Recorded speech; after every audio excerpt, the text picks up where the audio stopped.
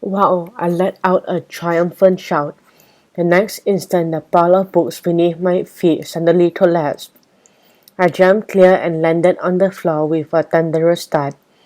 I knelt beside Bonnie and stared at the tearless, colorless chunks. She was right. It was ice. You know what this means, don't you? I asked her. There was an icicle on the ceiling. How did it get there? She said with a scowl. We have got the hottest classroom in the school. How come the icicle didn't melt? Because it is not an ordinary ice, I told her. And I also knew something else. I knew the theory had been right. Don't you get it? That's how the old man knew what had happened yesterday, I explained to my friends. There must have been some kind of camera in that icicle. And a transmitter, added Desmond. There must have been a radio transmitter too. That's how he heard what Miss Doris said. That's really sneaky, said Libra, staring at the tiny chips of ice in disbelief. That's really silly, snapped Bonnie. Dylan, I don't care what you say, but nobody can hide cameras and transmitter in an icicle. She stabbed a finger at the ice-shattered fragments of ice. Look for yourself. Go on, look.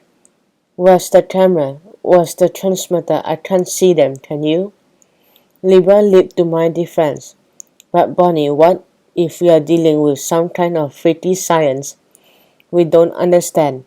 That's what I think too, agreed Desmond. His eyes reverted on the smashed icicle. What if Dylan's weird old ghost knows how to use ice in ways we don't even know about? Bonnie rolled her eyes. Rubbish. Ice is just frozen water, that's all.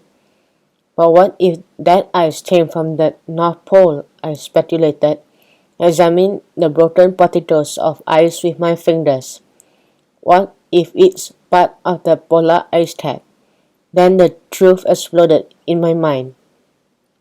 It must be polar ice, don't you see?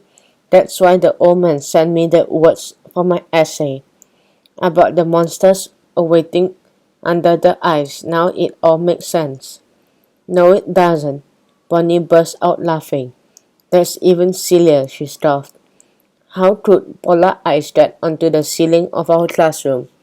Someone must have put it there, Desmond argued back. Someone from the North Pole. Nonsense, Bonnie yelled. Before she could say another word, her face wrinkled up and she let a deafening sneeze. Achoo. A moment later, she began to shiver. Why is it so cold in here? She wondered out loud, wrapping her arms around herself. And before our eyes, her skin turned more and more blue.